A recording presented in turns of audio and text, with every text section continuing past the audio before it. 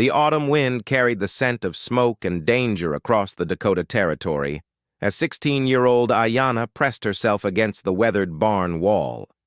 Her dark eyes scanned the horizon, where dust clouds marked the passage of the men who had destroyed her village 3 days ago.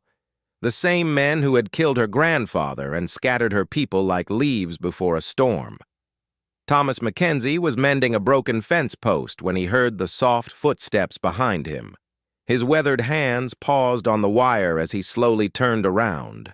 What he saw made his heart skip a beat. A young Lakota girl, her traditional dress torn and dusty, her long black hair tangled with burrs and dried grass. She clutched a small leather pouch to her chest, and her entire body trembled like a frightened deer. "Can I stay here until the bandits leave?" she whispered in broken English, her voice barely audible above the wind.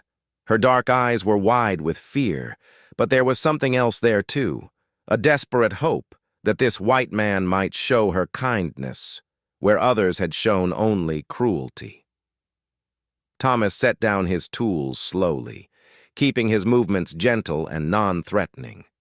He had lived on this ranch for 15 years, ever since the war had ended and left him searching for peace in the endless prairie. He had seen enough violence to last a lifetime, and the sight of this terrified child stirred something protective deep in his chest. He simply nodded. The girl's shoulders sagged with relief so profound that she nearly collapsed. Thomas caught her arm gently, steadying her as tears began to flow down her dirt-streaked cheeks. She had been running for 3 days, hiding in caves and gullies, drinking from muddy streams and eating wild berries that left her stomach cramping with hunger.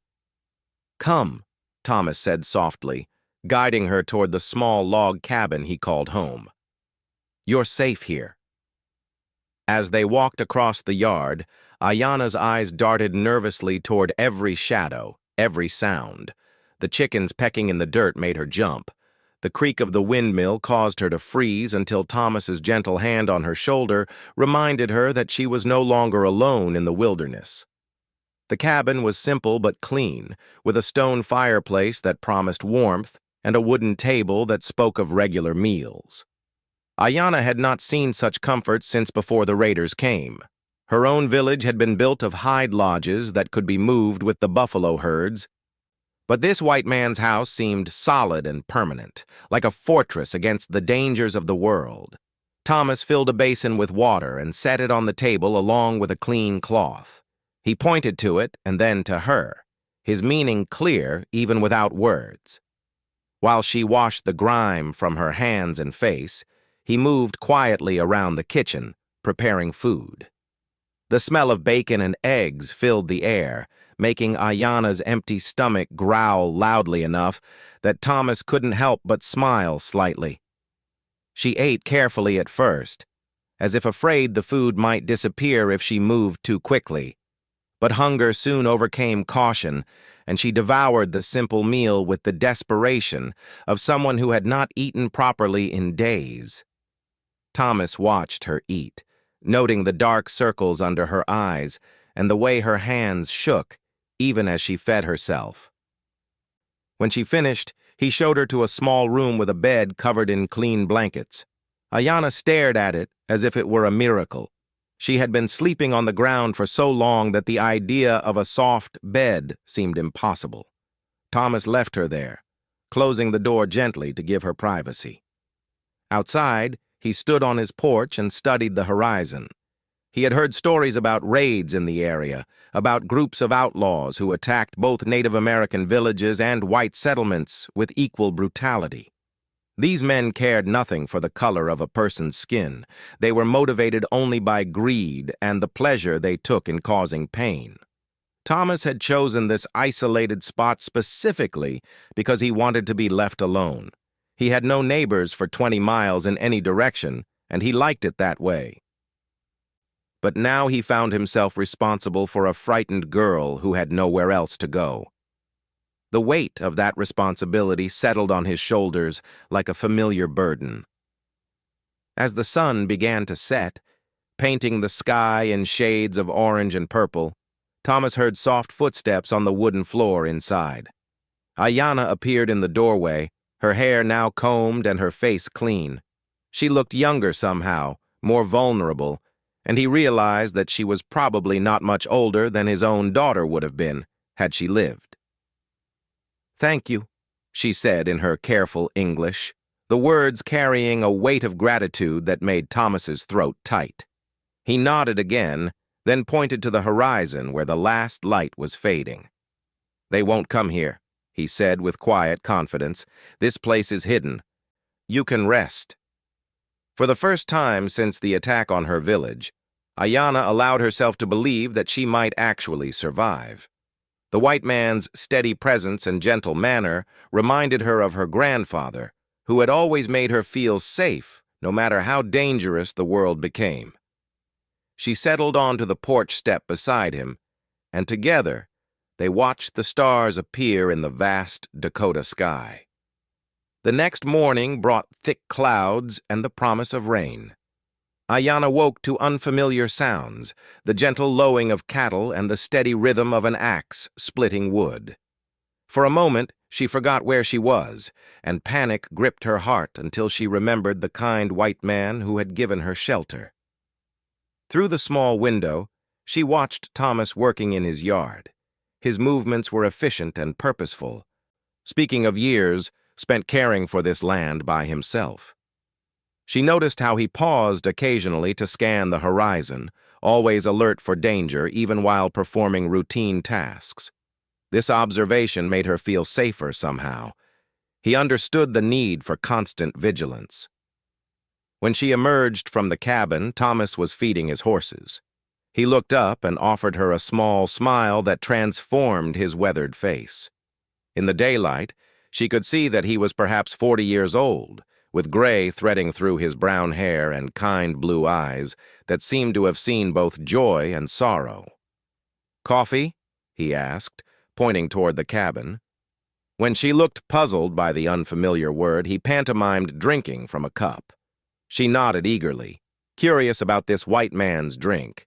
The coffee was bitter and strong, nothing like the herbal teas her people preferred, but it warmed her from the inside out. As she sipped it, Thomas prepared breakfast, moving around his kitchen with practiced ease. She wondered if he had always lived alone, or if someone had once shared this peaceful place with him. "My name is Thomas," he said carefully, pointing to himself. Then he gestured toward her with raised eyebrows. "Ayanna," she replied, touching her chest. "It means eternal blossom." Thomas repeated her name softly, pronouncing it with careful respect. The sound of it in his voice made her think of her grandfather, who had given her that name when she was born under a sky full of shooting stars. After breakfast, dark clouds gathered overhead, and the first drops of rain began to fall. Thomas secured the animals and brought in firewood while Ayanna watched from the window.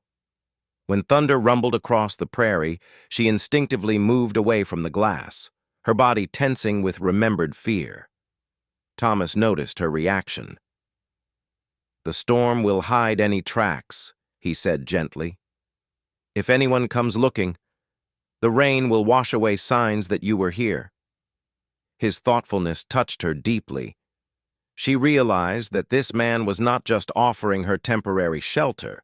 He was actively protecting her, thinking ahead to ensure her safety. In her village, such consideration would have marked him as a natural leader, someone worthy of trust and respect. As rain drummed on the roof, they sat by the fire. Thomas showed her a book filled with pictures of plants and animals, pointing to different images and saying the English words slowly so she could learn them. Horse, cow, eagle, mountain, tree. She repeated each word carefully, filing them away in her memory alongside the Lakota names her grandfather had taught her. "Where did you learn to speak English?" Thomas asked during a pause in their lesson. Ayanna's expression grew sad. "Missionary school," she said quietly. "When I was small, but grandfather took me away. He said I was forgetting who I was." She touched the leather pouch she always carried. He taught me our ways instead. Thomas nodded, understanding. He had heard about the government schools that tried to strip native children of their culture, and he had never agreed with such harsh methods. A person should be allowed to choose their own path, not have it forced upon them by others who thought they knew better. "What happened to your grandfather?" he asked gently. Tears gathered in Ayanna's eyes. "The bad men came to our camp.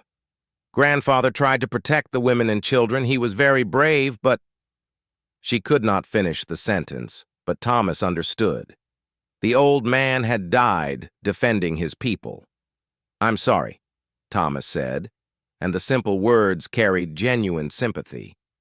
"He sounds like a good man." "The best," Ayanna whispered. "He said the spirits would always watch over me. I think maybe they sent me here, to you." Thomas was quiet for a long moment. He was not a particularly religious man, but he had seen enough of life to believe that sometimes people were brought together for reasons beyond their understanding.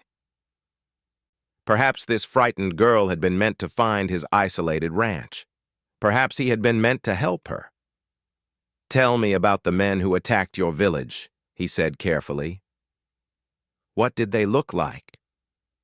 Ayanna shuddered, but she forced herself to remember. 3 white men, and 2 who looked like they might be Mexican. The leader had yellow hair and a scar across his face like this. She drew a line from her left temple to her jaw. "They had many guns and horses. They took everything. Food, blankets, the horses grandfather had been so proud of." Thomas's jaw tightened. He had heard descriptions of this gang before. They called themselves the Coyote Pack, and they had been terrorizing the territory for months. They seemed to take special pleasure in attacking isolated settlements, both native and white, leaving destruction in their wake. The territorial authorities had been trying to track them down, but the gang always seemed to stay one step ahead of the law. "How long since they attacked your village?" Thomas asked. 4 days now," Ayanna replied. "I ran as soon as it was dark. Grandmother told me to run north, to find the kind white man who lives alone. She said you might help me." Thomas was surprised. "Your grandmother knew about me?" Ayanna nodded. "The old ones know about everyone in the territory. They said you never bothered anyone, never took what was not yours. They said you were different from the others."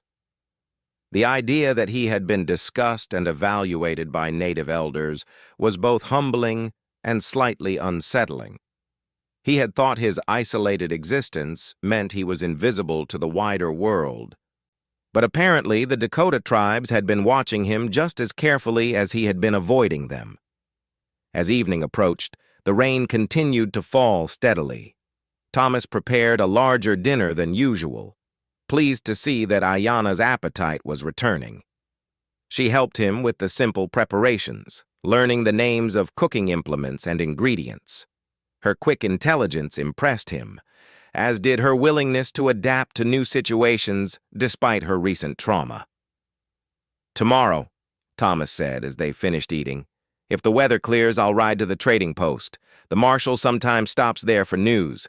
I'll see if there's word about those bandits." Ayanna's eyes widened with alarm. "You will tell them I'm here?" "No," Thomas said firmly. "I'll just listen. It's better to know where dangerous men are than to wait for them to find us." He paused, then added, "You're safe here. I give you my word." In her culture, a man's word was sacred, and Ayanna sensed that Thomas understood the weight of such a promise. She nodded, accepting his assurance even as fear still fluttered in her chest like a trapped bird. That night, as she lay in the comfortable bed Thomas had given her, Ayanna listened to the rain and thought about the strange turn her life had taken. 4 days ago, she had been helping her grandmother prepare winter medicines, learning the old songs and stories that connected her people to the land. Now she was hiding in a white man's cabin, learning English words and eating unfamiliar food. Yet somehow, despite all the loss and fear, she felt a small spark of hope. Thomas Mackenzie was different from the white men who had destroyed her village.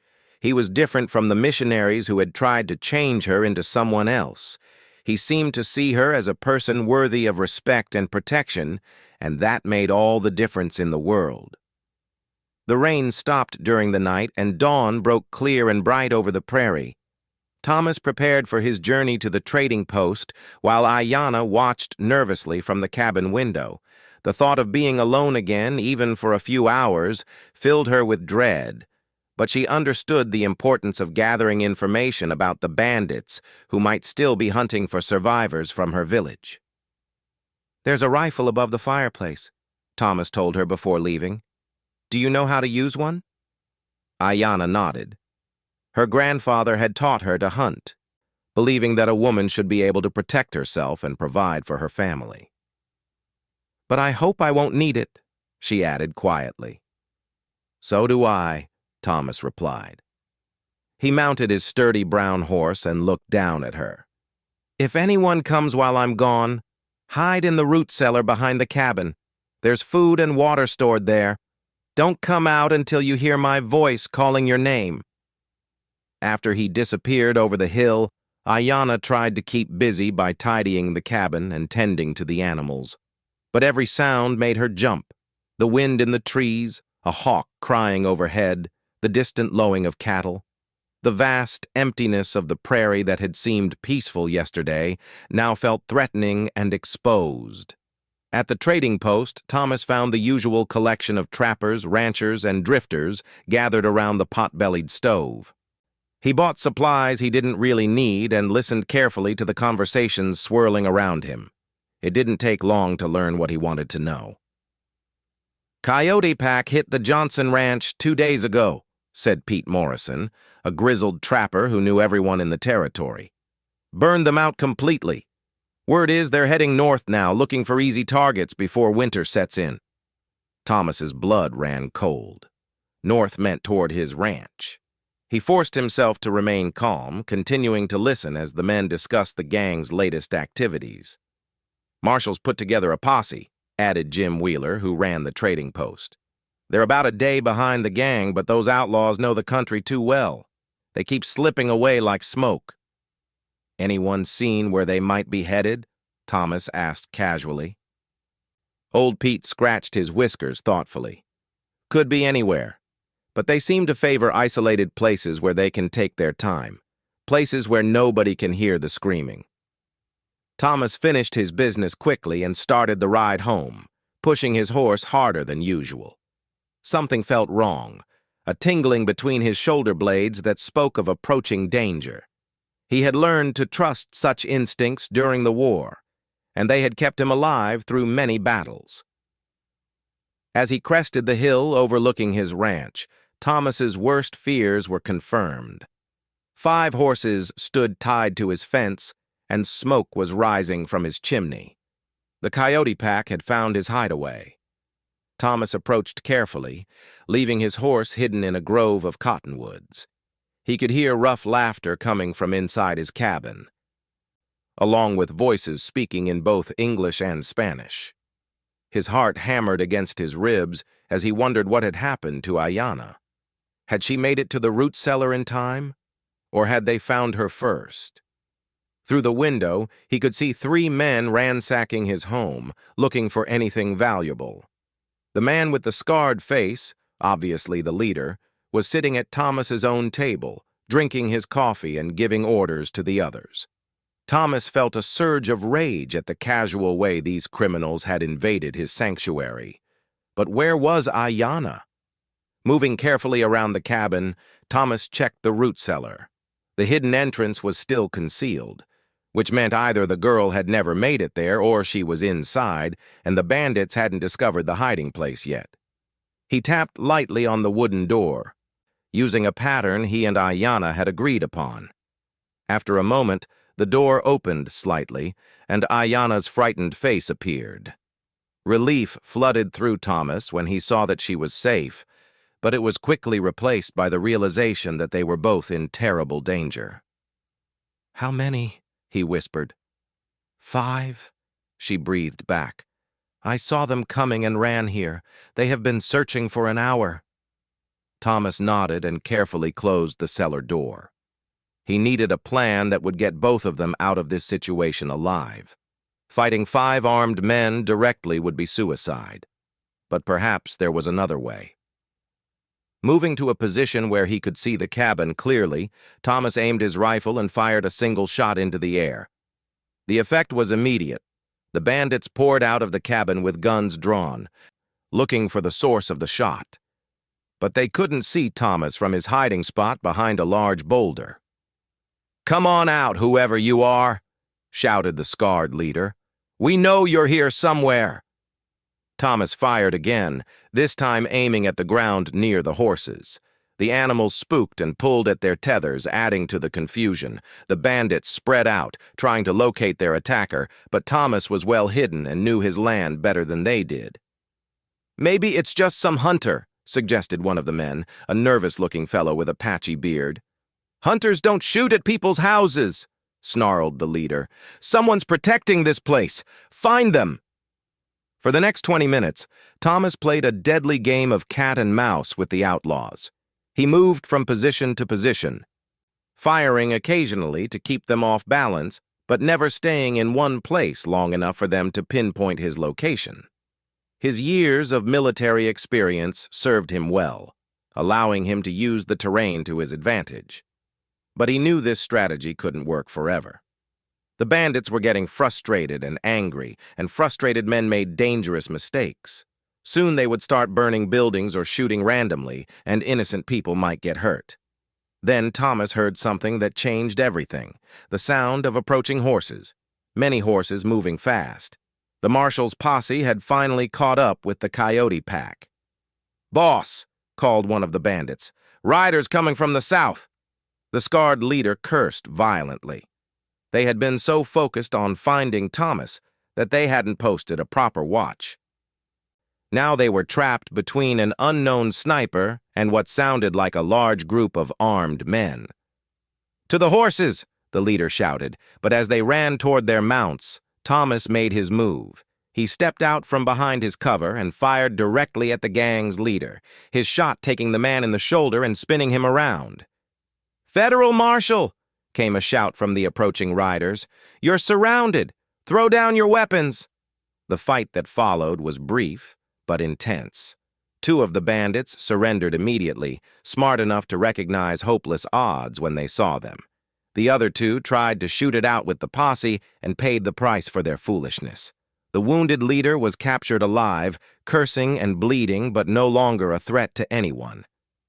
When the dust settled, Thomas emerged from his hiding place to find Marshal Patterson and 6 deputies rounding up the survivors. The marshal was a tall, lean man with intelligent eyes and a reputation for being both fair and thorough in his work. "Thomas Mackenzie?" the marshal asked. "We heard shots and came to investigate. These the same men who've been terrorizing the territory?" "That's them," Thomas confirmed. "They were ransacking my place when I got home from the trading post." As the posse secured the prisoners and gathered evidence, Thomas walked to the root cellar. Ayanna emerged slowly, blinking in the bright sunlight and staring in amazement at the scene before her. The men who had destroyed her village were finally captured. Their reign of terror ended. "Is it over?" she asked quietly. "It's over," Thomas replied. Marshal Patterson noticed the young Lakota woman and approached them carefully. "Miss, are you all right? Were you harmed by these men?" Ayanna looked at Thomas, who nodded encouragingly.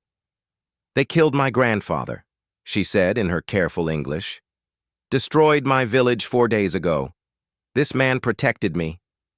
The marshal studied Thomas with new respect. "You saved a witness to their crimes. That's going to help us make sure these killers face justice for all their victims, not just the recent ones." As the posse prepared to leave with their prisoners, Marshal Patterson took Thomas aside. "There'll be a trial in Deadwood next month. The young lady's testimony could be important if she's willing to give it." Thomas looked over at Ayanna, who was gently petting his horse and speaking to it in Lakota. "I'll ask her," he said. but the decision will be hers. After the lawman departed, Thomas and Ayanna stood together in the sudden quiet of the afternoon. The ordeal was over, but both of them knew that her presence at his ranch had changed something fundamental between them. She was no longer just a frightened refugee seeking temporary shelter. Through shared danger and mutual trust, they had become something like family. "What will you do now?" Thomas asked gently. "Your people, do you know where they went after the attack?" Ayanna was quiet for a long moment. "Some fled to relatives in the north," she said finally. "Others went to the reservation. But grandfather always said the old ways were dying, that we must learn to live in the white man's world while keeping our spirits strong." She looked around at the peaceful ranch, the sturdy cabin, the wide sky that stretched to every horizon.